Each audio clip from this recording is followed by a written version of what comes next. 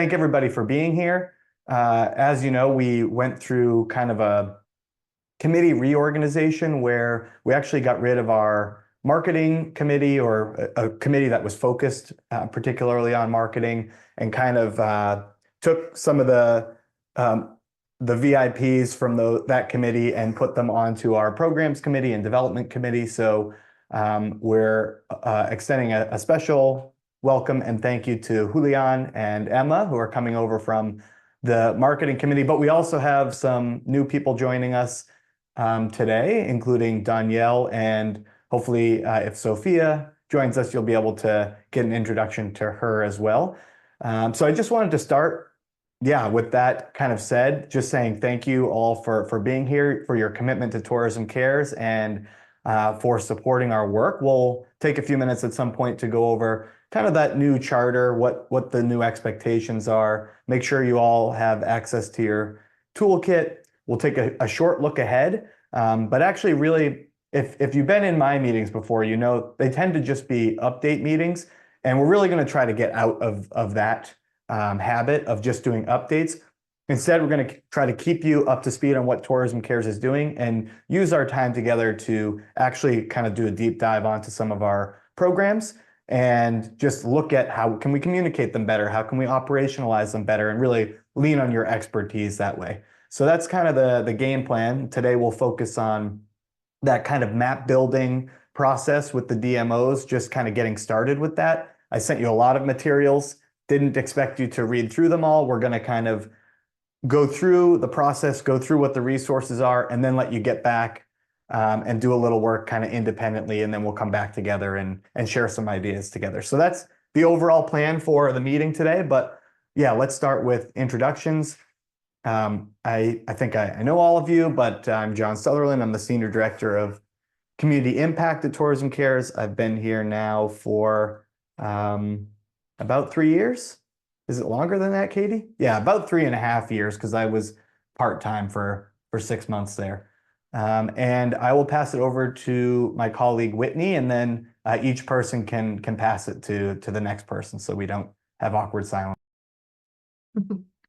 I'm Whitney Smith. I'm the Director of Marketing and Communications at Tourism Cares. I think I've met most of y'all, or maybe not Allison. I think we haven't met via Zoom, only on email, and then Carrie as well. But it's nice to meet y'all. And I've been at Tourism Cares for a little bit of a year and a little over a year, about a year and a half, and came from a DMO background prior to that. I am based outside of Asheville, North Carolina.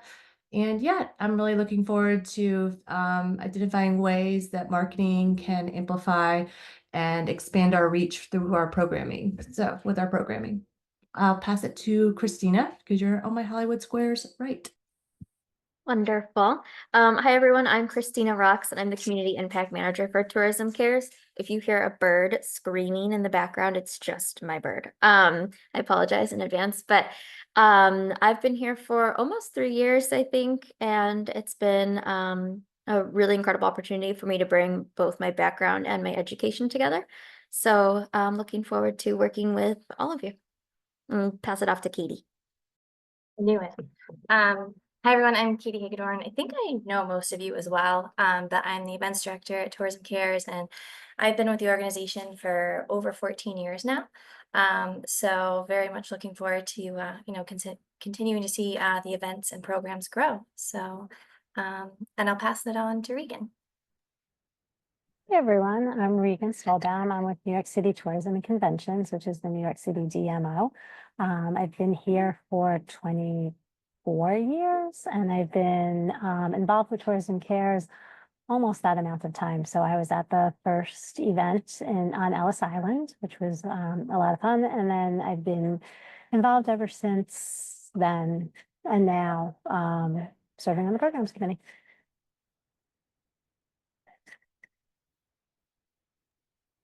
Oh, and I'll pass it on to Danielle.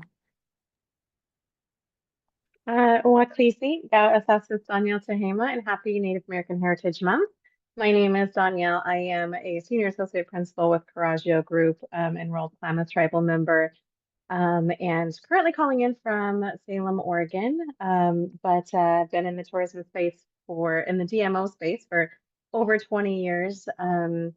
Currently just in the consulting world now, but focused on DEI, Indigenous tourism, and strategy in those areas. So excited to be here. Been harassing Katie and Christina and John for the better part of 3 or 4 years now, and just recently saw the Tourism Cares Summit in the Willamette Valley come to fruition, which was fabulous. So I'm excited to be here, and I will kick it over to Katie. Did you say my name? I'll just go if you didn't. There's so many K's or K's. My name's Carrie. I'm Senior Director, Head of Account Management and kind of Customer Success at WeTravel, which is a B2B travel tech software, reservations and payment system for tour operators. Mainly focus on like the multi-day tourism space versus day tours. I've been with them for 7 years now.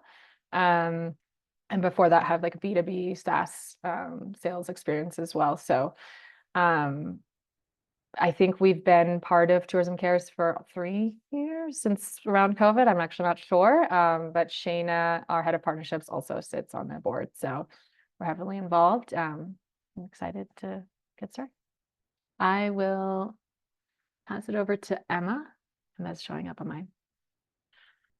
Hi, everyone. My name is Emma Weissman. I'm the executive editor of Travel Age West, which is a trade publication under North Star Travel Group. We also have Travel Weekly and Travel Pulse in our portfolio. I have been with them for about 9.5 years, but in travel journalism for about 11. And my relationship with Tourism Cares goes back to the Hurricane Sandy cleanup in 2012. And then my family also recently did a big fundraising climb for Kilimanjaro. So the organization is near and dear to my heart, and I'm very happy to be on this committee. So thank you, John and Whitney. And I'm based in LA, just like John is. I'm going to pass it over to Julian. Hi, everybody. My name is Julian Guerrero. I'm from Colombia. I used to be the head of Colombia's DMO. I also acted as Vice Minister of Tourism of Colombia. Among other things, I published the first Colombian Sustainable Tourism Policy. And I'm currently the director of an international cooperation program by USAID called Destination Nature. And we develop regenerative nature tourism, meaning conservation-oriented tourism in very remote rural areas of Colombia, where there used to be conflict, and now tourism is seen as a contribution not only to conservation but also to peace building. I am more recent to Tourism Cares, it seems, compared to some of you. I don't know exactly how much, maybe 2 or 3 years, I guess, and very happy to be part of this team and looking forward to working with you all. Thank you. Allison, I think you're last but not least. Awesome. I'm noticing that my name isn't right on my square, so that might have been a deterrent. My maiden name was Clark and my married name is Villasenor, so it's tricky. But anyway, I am happy to be on this committee coming from AAA Central Pennsylvania, to be exact. I've been with AAA Central Penn for about a month and a half. Prior to that, I was with AAA Northeast for 9 years. And prior to that, I was with Colette for a super long time. So Tourism Cares is near and dear to my heart, and I'm really happy to be part of this team. And Allison and I actually overlapped during our time at Colette, and I've told her this before. It's a funny little story that through the time that I was at Colette, years after she had left, her name was still the password to the donation platform that we use. So what a legacy. Incredible. I hope they've changed it now, or maybe updated the platform, but yeah. Whoops. I would hope so, because otherwise we'd be able to get in and move some money around. They wouldn't be very happy about that. Probably not. Great. Well, thanks again. Great to hear from everybody and have you all get to know each other as well. And somebody pointed this out, and I probably should have mentioned this up front. So we have two sort of different types of committee members, actually. We have people who are also serving on the Tourism Cares Board of Advisors.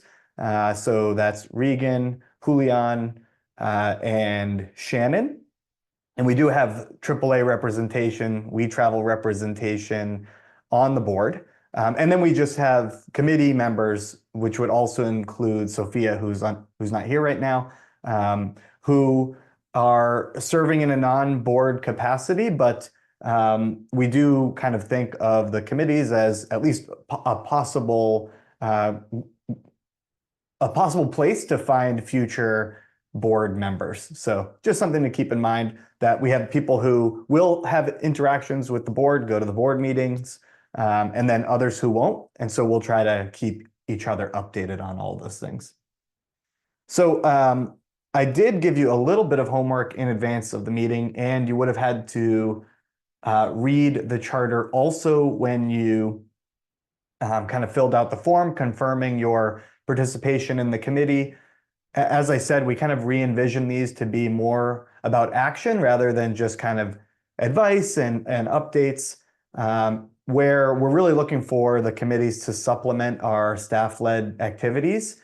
We are kind of hoping that on an annual basis, each of you will be able to not just come to the meetings and kind of support the feedback of the programs and that sort of thing, but also to introduce us to qualified leads, especially on the DMO side, to help us build out the meaningful travel map. And then also and I guess this could actually overlap, but to assist us in fundraising partnerships to secure $5,000 in new revenue through a program sponsorship or in-kind support. And that could come from your own organization, or it could come from another organization that you help us network with and do that development. So those are kind of the basics of what we're looking for from our committee, but I'm happy to answer any questions that you might have now or in the future, but wanted to leave some space open now for discussion if there are any questions.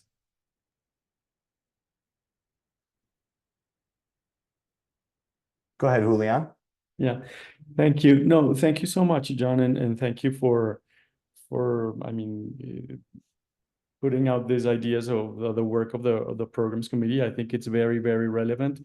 Very happy to contribute to the purpose, and more than just having like updates on what's going on and just like making a few comments.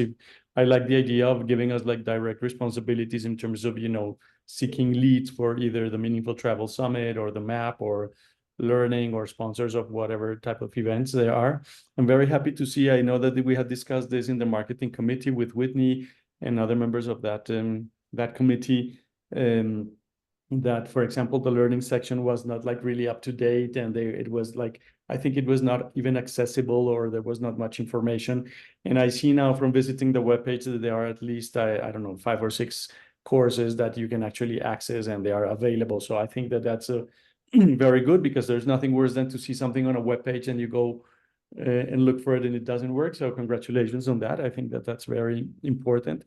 And also for the Meaningful Travel Map, I think that we had discussed in the past also the need to make it more evident to DMOs or countries or whoever is going to have a Meaningful Travel Map, the direct practical benefits that they have, that they will gain by having a map of their destination. Because I know that we have talked about this. Malia is a big fan about the Meaningful Travel Map, and she says that Jordan has reaped the benefits of it, but I think it's not always that evident. And I say it with a bit of knowledge, but I want to be very frank. Colombia was the second country after Jordan to do the Meaningful Travel Map. We have this summit as well in Medellin a couple of years ago. It went very well, but I struggle to see that there is like a continuation of the benefits of the Meaningful Travel Map beyond the Meaningful Travel Summit and the launching of the map, et cetera, et cetera. So I think that's something that we need to think about. And I'm trying to put myself in the position of a DMO, and they want to see that the money that they're investing has a good return on that. So just a couple of ideas, but very happy to be working towards these goals. Perfect. Yeah, Julian, you'll have set the table really well for our conversation later. And I think, I'm looking forward to getting much deeper into all those comments that you gave from everybody's perspective on the call, right? Because we have people from different segments of the industry to try to make that case a little bit stronger and to help us communicate, but also, yeah, to help us with our relationships, even with like a New York City where we kind of did something in the past, and how do we keep doing something moving forward so that we retain that engagement and also we have the positive impact that we're looking for on the local community. So I want you to hold that thought because that's what we're going to be thinking about and talking about and working on for the next probably few months, actually, because this is a big enough topic where I think we want to kind of go deep, look at all of our materials and really kind of do a detailed deep dive into all that stuff so that we can really integrate the feedback and expertise that you have. Carrie. I have lots of thoughts on that stuff, but since we'll touch on that later, my strictly logistical question is around like leads and do you have an SOP in place for that? If we do introduce a DMO to Tourism Cares, would you prefer it just happen by email, CC you in? Like, how do you want that to transpire, I guess, is my question. We don't have anything written, but yeah, I mean, it really is just as simple as kind of doing an email introduction I think you would want to write it to myself and Whitney and then copy Carrie Hodgen. And if you can always reach out to me directly by email if you want to kind of like go over how to introduce any particular prospective partner. But that's probably the immediate way. And then Carrie's really good. She's incredible at follow-up. So she'll definitely, either she or I will definitely take that next step to set up a meeting. And it's much easier now with HubSpot too. People can kind of do direct booking into our calendars. So that's the way to do it. And that goes for DMOs or any other prospective partners, even if they're kind of on the nonprofit, like support our impact side. They would all go through that basic operating procedure. Cool. Thanks. Any other questions about the charter or expectations or anything like that? All right. And then in the agenda, I provided a link to the toolkit. The toolkit has board meeting minutes. It has the committee charter. It's got marketing materials, membership and development materials that you can share, talking points, programmatic, promotional materials. So it's a good first step if you're thinking, hey, I want to reach out to this partner or I want to talk about Tourism Cares, to go into your toolkit. And of course, then if you can't find something, certainly let me know or Whitney know, and we'll connect you with the right resource. So yeah, I want to take the next few minutes just to kind of give you a brief preview of what 2020, I wrote 2024, wishful thinking, what 2025 is going to look like from kind of an event perspective. We don't have the full programmatic strategy yet, but it is starting to come together with at least where we'll physically be. But again, this is kind of going to be a short update section, and then we'll try to turn it into the kind of program support section of the meeting as quickly as we can. So most of you should probably already know this, but next year we're diverting a little bit from the current model of doing one North America event and one event globally, and actually doing one event globally and doing 3 shorter, slightly smaller events in North America, probably all in the US. At least those are the locations that we're targeting. If you click the link in the agenda, you'll have access to some documentation that kind of explains the roadshow concept. That's what we're calling it, the Tourism Cares, I think, Meaningful Travel Map Roadshow. And the idea was to, well, because we're all friends here, I'll tell you that part of the reason for us doing this is that we didn't have the correct level of interest from the kind of cities in the US that we would be looking for to host the event. So that's part of the reason. But to be honest with you, we also saw it as a really good opportunity to get into multiple locations and bring attention to multiple different meaningful travel maps and impact partners around the country, and make the event accessible to people from different geographic locations.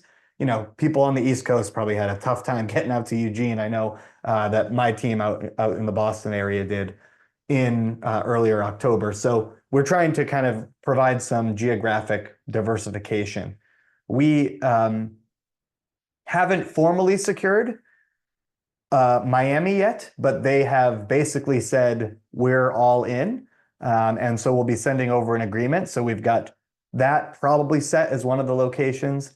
We're looking at one of our partners in Texas, be it Houston, San Antonio, or Galveston. And then we're looking at either Detroit or Pittsburgh or Boston. Both Detroit and Pittsburgh have gotten back to us. We've got meetings scheduled. Boston hasn't gotten back to us. So that's where we stand with it right now. We hope to be able to announce where and when we will be in December. And I think we're probably going to be close to that. And so we're looking forward to those events. It is a little bit more work, but the team's really firing on all cylinders with events right now. So we're feeling confident about it. We'll also be doing something at IPW in Chicago, which will set the table well for potentially even collaborating on like a meaningful travel map with DI. And that actually gives me the chance to say hello to Sophia and let her introduce herself. Sophia, you did miss other people's introductions, but we'll let you get to know them over the course of the rest of the meeting. But if you want to introduce yourself, please do. Oh, thank you. Sorry for the delay. It's a budgeting season on our end, so I've been on back-to-back calls. It's wonderful to be a part of this committee. My name is Sophia Heider-Hawk, and I'm the Chief Inclusion Officer for Destinations International. So in my role, I work with our destinations to create more inclusive and welcoming places. We have over 750 destinations in 30 countries now. And it's been really great because I've had previous history with Tourism Cares. I love everything that the team does. And John and I have had, along with Katie and Whitney, and I met Christina last week. So it's been wonderful to be able to think about how we can leverage Tourism Cares and the work that Tourism Cares does within our destination organization members. Perfect. Thanks. I don't know why I just muted myself in the middle of that. Maybe I just thought like subconsciously you guys don't want to hear anything more from me, but unfortunately you do have to. So where were we? Okay, we do. So I talked about the roadshow. I'll take questions in a few minutes once I get through the rest of the updates, but we do have a global event scheduled, which we're really excited about because we've already done a meaningful travel FAM with Thailand. And so we know the partners, we know the destination, we are going to a very similar location, very similar itinerary to what we did on the FAM. So we're just way ahead of where we would normally be, which will kind of help us as we're looking to put together this roadshow, which is more complicated than what we normally do in the US.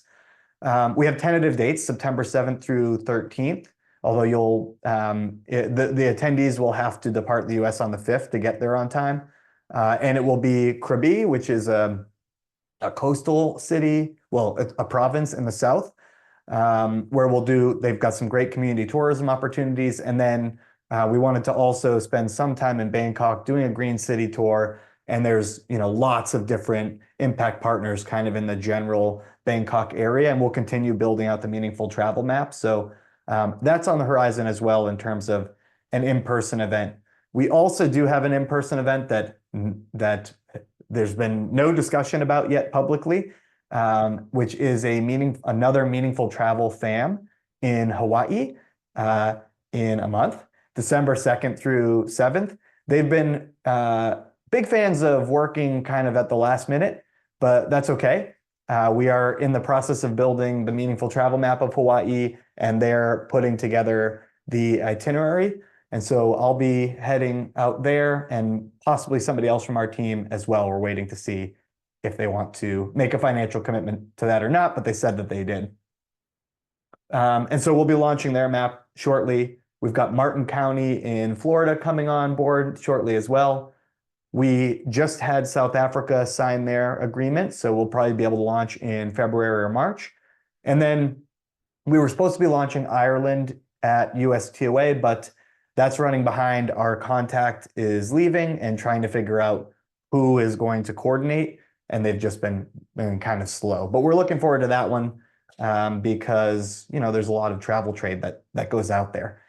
So that one in combination with Scotland provides really strong foundation for invading the continent, so to speak, from there. Any questions about kind of that look ahead to 2025?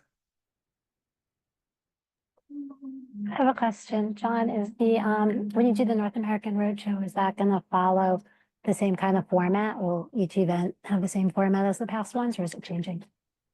Yeah, that's a good question. Actually, I'm going to have Katie jump in and take that one. Yeah, Regan. So instead of doing like a 3-day or 2.5-day summit like we have in the past, we're just going to make it a 1 day. So we're basically going to kind of take everything and put it into one. So we would have the experience portion, and then we'll have the education as well, with like an optional networking afterwards, depending on what kind of support we get from sponsors in the destination. And we're also looking at keeping it smaller as well, more around like 50 people or so. So, like really kind of condensing it into one, but, creating a more intimate experience. Yeah, thanks for asking that, Regan, because I should have given those details. Quick question, John. Is there a number of map launches that is ideal for you for next year? That's a good question. Christina doesn't want me to say infinity. 100. I think we're actually looking at expanding capacity a little bit to be able to build profiles because and this is part of the conversation we're going to be having. There's a lot of administrative work that goes into building these maps. But we are not trying to put any limits on how many launches we can do. Realistically, though, I think it would be difficult for us to do more than 12 or more than one a month would strain us. But as you'll see when you kind of dive into the resources, there are different levels of how we engage with destinations. So if we tried to do 12 Scotlands, no way we could do that. They want to meet frequently. They want to do webinars. They want to have standalone newsletters. They want to have us come to a breakfast in New York City. But then there are other ones, and I won't even mention a specific one, but they come in at 1,500. They go through the onboarding process. They add 4 or 5 partners, but that's about all they want to do. We can do a lot of those. So it's kind of striking that balance. But I would say we're still kind of full speed ahead in terms of trying to bring on destination partners. John, I have a quick question.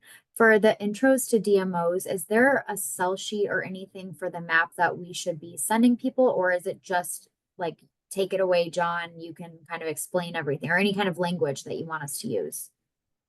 We have documents that you can use as attachments for those types of emails. We have a landing page that is specifically about the map for destinations, where they can kind of come in and see what value it would be to them. We've got and you'll kind of see some of the stuff when you go through the resources after this meeting. We've got our membership packet for DMOs that has some useful information in it as well.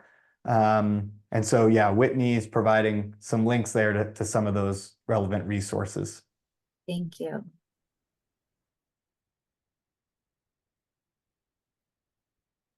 I have a question from the 12 that you're thinking about. Is there any type of division with US versus either Canada or global, because it does take different levels of effort and there's different messaging? We don't have a specific intended balance in mind. What I will say is, as we're sitting down to do our strategy for 2025, I do think we're going to want to put a strategic emphasis on Europe, just because there's so much of especially the group travel trade that goes there, but also on the retail side as well. And I don't think we can really say we have a global map until we have good coverage there. And then there are other, key places around the world, of course, as well, and we're working on those. But I would say roughly maybe a 50-50 split between North America and global would be a relatively good target. But to be honest with you, Sophia, we've been very opportunistic to date. We kind of have taken whoever we've been able to get interested and bring them into the fold. Go ahead, Carrie. But you're on mute, though. Of course I am. Always has to happen once. I have a question, and I might be getting ahead of myself based on your agenda here, but do you have like an ideal time to value for these DMOs on the map? Like this is what a really successful partnership looks like. This is how long it takes to get to that place from like signing the contract to actually onboarding to then seeing this value, so you can kind of like model other partnerships after that, if it makes any sense. Yeah, that is a good question. It is getting a little ahead of ourselves. Okay. So how about if I promise to answer that one as we go into kind of the onboarding process? But the shorter answer is sort of. We have an onboarding document that has a timeline in it that looks at kind of like, this is how we typically do this onboarding process to the point where we launch the map. Okay, I'll wait. Like I said, Sophia, you may have missed this, but we're going to spend kind of the rest of the meeting now talking about map onboarding from kind of the perspective of the program. I think marketing is definitely very relevant here because it's going to get at how we're talking about the meaningful travel map. To Julian's point, how we talk about the value that can be provided over the lifetime of the partnership, that sort of thing. And so what I'm going to do is continue talking at you, unfortunately, just to kind of go through what I was thinking about how we can organize this as a group, going over what some of the goals are, what my team and I would like to get out of working with you as kind of the experts.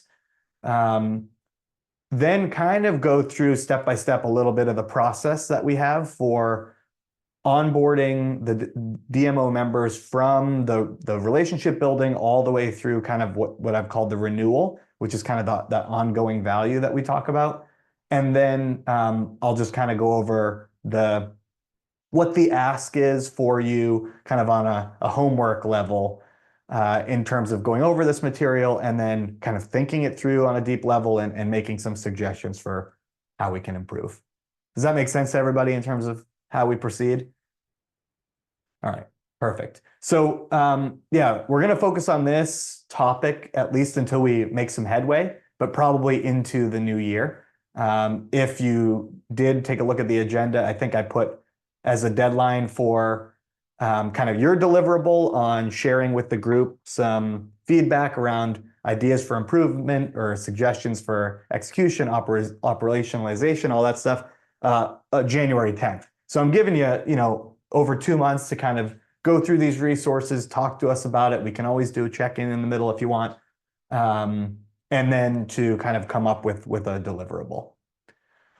So the goal is to kind of look at that whole body of work of the destination membership process all the way through the life cycle and to kind of try to improve in 3 areas. One is the increased value for the DMO partner. So how can we increase their engagement with meaningful travel? How can we make this beneficial for them on a marketing level? I mean, that's presumably why they're doing this, at least in terms of their business reasons for doing it, moving past kind of the feeling like it's the right thing to do, which we don't want to rely on that type of communication, I don't think. How can we also simplify the process? I know, I think Sophia has thoughts on this from our work with Tampa, to reduce the DMO workload and clarify the criteria and kind of just make the whole thing a little bit easier, which I think hopefully will also be easier for us. But that's coming up in a second. The second goal would be, how can we increase engagement from the community side, from the impact partners? How can we get them to fill out more applications and actually join the Meaningful Travel Map? How can we get them to engage with our resources? How can we get them to engage with storytelling and following up with us when they have success stories to tell, those types of things. And then the third one is just to increase our own efficiencies on the tourism care side so that we can do our work better, so that we can bring on more partners, and so that we can also focus on other aspects of our work besides just filling out impact partner profiles, which right now Christina is primarily doing like 30 hours a week of, right? So those are the initial goals, but before we even go on to kind of what the process is, I wanted to throw it out, like, do you think we should have other goals? And I'll open that both to the Tourism Cares team, although you should have already given me that feedback. And then also to the committee to see if there are other goals that you think are relevant that don't kind of fall into one of those categories. I wouldn't say I have another goal to add, but it would be interesting to, and this might be coming, but to get some of the feedback that you're getting from the destinations, or is that already incorporated into here? Yeah, I didn't incorporate that into here, but that's not a bad idea. I think some of it would be overwhelming because a lot of it is more about the functionality of the map, and we'll get to this at some point, but we're kind of, did I even put that in here? I don't know. I think I actually took it out, but we're not going to really talk in this process about improving the actual functionality of the map itself, because we're kind of assuming that we are working within the parameters that we have. And we actually got a lot of good feedback on the map functionality, and we're already pursuing some improvements to it based on that feedback, but within the parameters that we have. So so I didn't want to overwhelm you with all that feedback, but I think we absolutely can include the takeaways from the focus groups and the notes from that as one of the resources that you get. And yeah, I think that would be primarily what we've got to share. That would be great, but I didn't even mean in terms of the functionality of the map. I just meant feedback from the destinations in terms of things that they thought worked really well, or questions. Is there some question that keeps repeating that, not every little comment, but do you see any themes along what some of the destinations are asking for specifically that we can incorporate what to address? Yeah, perfect. The reason I'm conflating the two things is that the feedback is all together because it came out of the same focus group. But yeah, whatever's in there, maybe we can extract it and share it with you. In that same vein, John, I was curious if you have any like data points like thus far, like the average, I don't know, just making stuff, DMO collect, adds on this many partners, and then from that they see this many introductions, like any like baselines of that type of data to see where we could like improve the value for them, if that makes sense, like where they're not seeing value. Yeah, Whitney, maybe you can step in and talk about our data collection a little bit. It's fairly limited on the hosting side, on the map platform side, and we don't really get that. And this is unfortunate, but we don't really get that kind of like, here's the profile of the user, and here's a way to actually tell that they contacted this business and sent them passengers. But Whitney, maybe you have more familiarity with what we kind of can report on. Would you like to chime in? Yeah, and I would think I would also add just maybe a number 3 under that first bullet of increased value is just creating that connectivity between the map user, which is typically an operator or an advisor, and how they're engaging with those impact partners within that destination, and understanding as much as we can about that, and understanding who's using the map specific to those destinations. So some of the work that we've already been doing. So in terms of data points, we are able to see traffic to the map, whether that's the map embedded on our website or embedded on any other website. So we're able to kind of see the visitation there. We're able to see how many times a profile has been viewed. So if you click on a specific impact partner's profile, that counts as a view. And so we do collect that information. currently, we do not report that back out on a kind of timely, on a specific time frame to a destination partner unless it's requested, just because again, it's a lot of admin work. It's kind of a lot of downloading of an Excel sheet, doing some Excel problems, and then reporting that back out. But we do share that to destinations that do request it.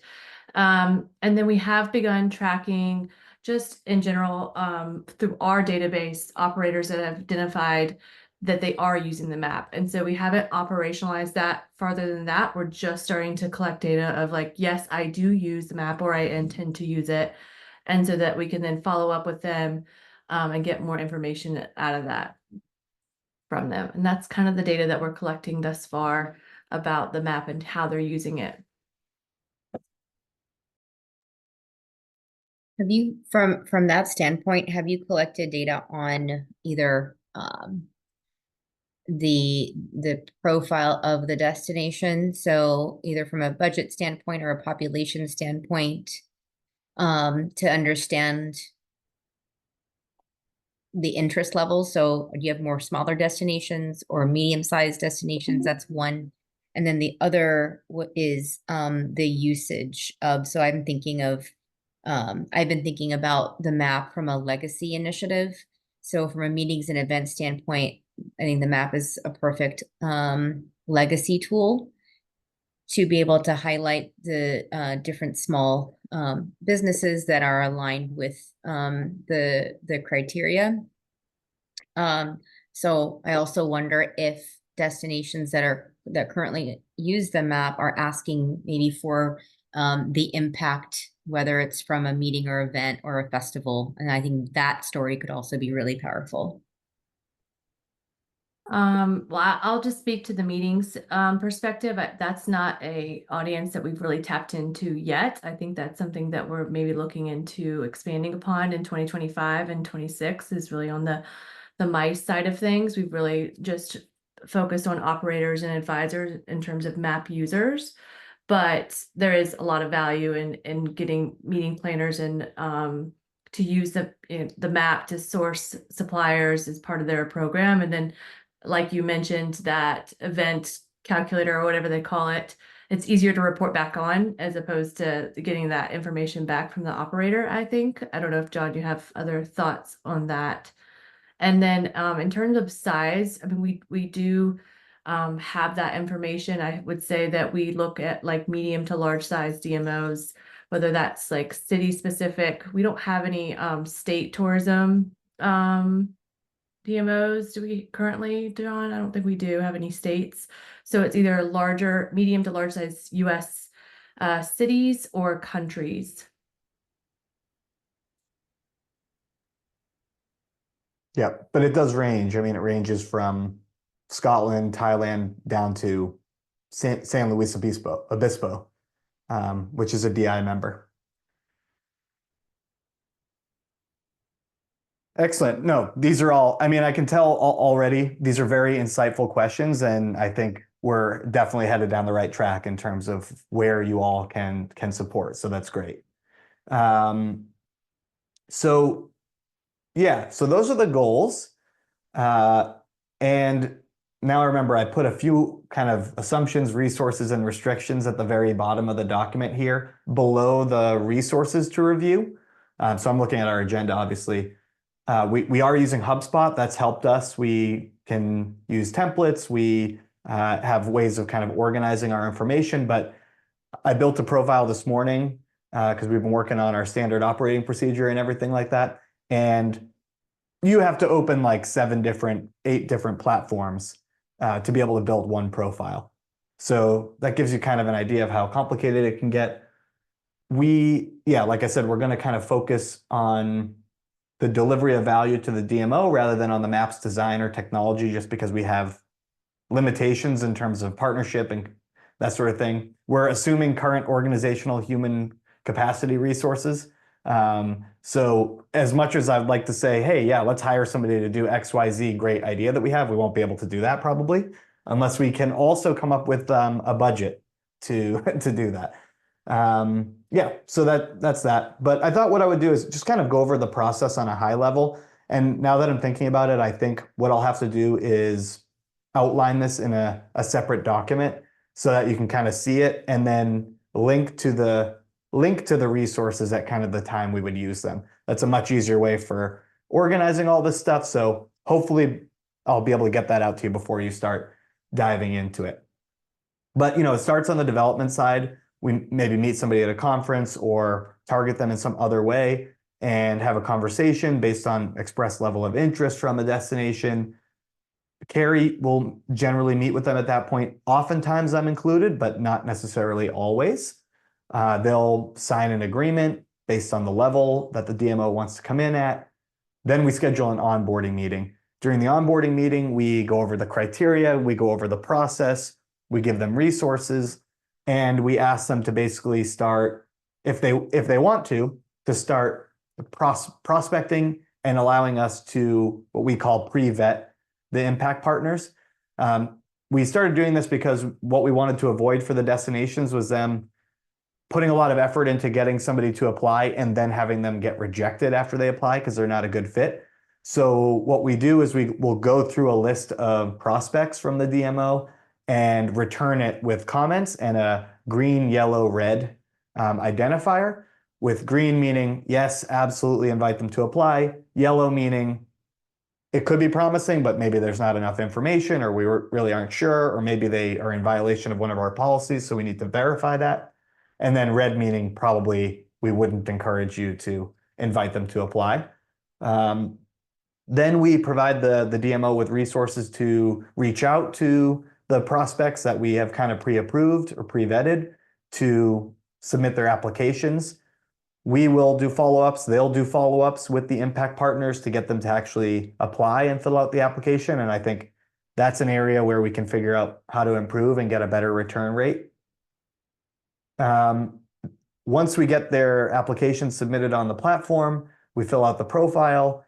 Christina does an onboarding for them where they get an email with links to resources like Travel Trade 101 webinar, the badge that they can put on their website to say that they're an impact partner, and just kind of like a general welcome to our community, which then also triggers them to get at least quarterly communications from us that have resources and updates from the community, and just tries to build some camaraderie and community among that group, and also to collect any success stories or storytelling from them. And then, depending on the DMO's level of engagement, we might be doing a FAM, we might be doing a webinar, we might be doing a standalone email. But typically we just have this kind of moment where we at least launch the map, and we work backwards from that launch date to kind of get everything else in place, give us enough time to build all the profiles. And then try to stay in touch with them, accept impact partner applications on a rolling basis for a while, and then keep them in the fold through renewal and other types of engagements that we can do after the map is built. And I think, again, that's kind of a place where you can chime in and give us some good ideas. You'll notice that we do already have a DMO best practices document that's currently in draft form. And that does have some ideas for ways we can work with DMOs and ways that they can work kind of on their own with the Meaningful Travel Map impact partners to continue to promote that type of work. So that's an overview of the process. Again, I think, it'll be best for me to kind of write that process out in an outline and tell you when we use which resources and make sure we're all on the same page about that.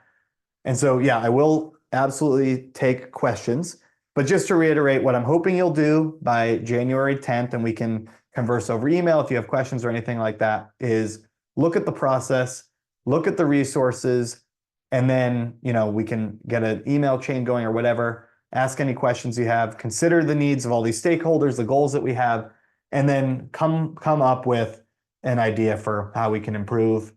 Let's try to make it kind of as thoughtful as possible in the sense that it has suggestions for how to operationalize it, how to execute it, if we need additional resources for that, kind of a plan on how to secure them. And then always remember that both the committee can be a resource for helping us achieve one of these things and the greater board. So when we have a direct ask to the board, we can have our board members of this committee take those questions and requests back to the board and kind of try to get them actively engaged in what we're hoping to do. So I think I saw Regan's hand go up first. I'll go to you, Regan. Thanks. Can you just clarify, when you talk about bringing the impact partners into the community, when they become an impact partner, do they get membership status or is it a different community? Like, can you just clarify that? Good question. It's two Thanks. different communities, but actually we're having the same conversation in our strategic planning right now over kind of like how they fit. But yeah, two different communities. They don't become Tourism Cares members. They're part of the impact partner group. But you know, this past month in October, we did the Get on the Map virtual consultations, and we had a handful of them kind of want to have meetings with us and engage with us. So we do see that they kind of want to participate, but for most of them, membership won't make sense because it's too expensive.